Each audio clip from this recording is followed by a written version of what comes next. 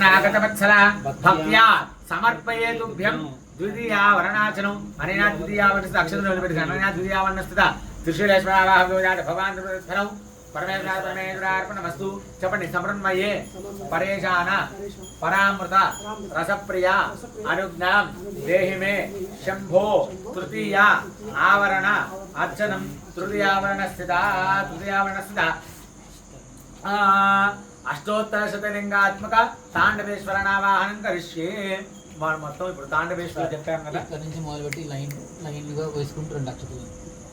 ఓకేనా, బార్డర్లు ఉన్నాయి కదా మనకి, ఇదన్నమాట తాండవేశ్వరులు 3వ ఆవరణ స్థిత. ఇదిగోండి ఈ లైన్గా ఉన్నాయి కదా, ఈ 3 ఇది అర్థమవుతుందా?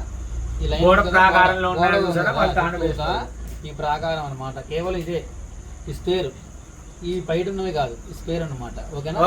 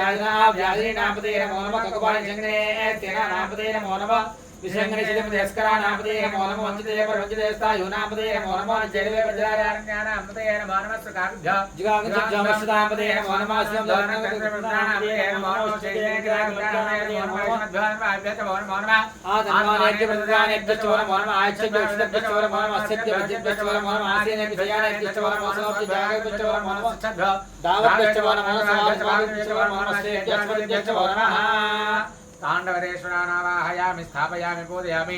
तांडवेश्वर देवताभ्यो नमः. लं प्रतिदत्त्वात्मने गन्धं परिकल्पयामि.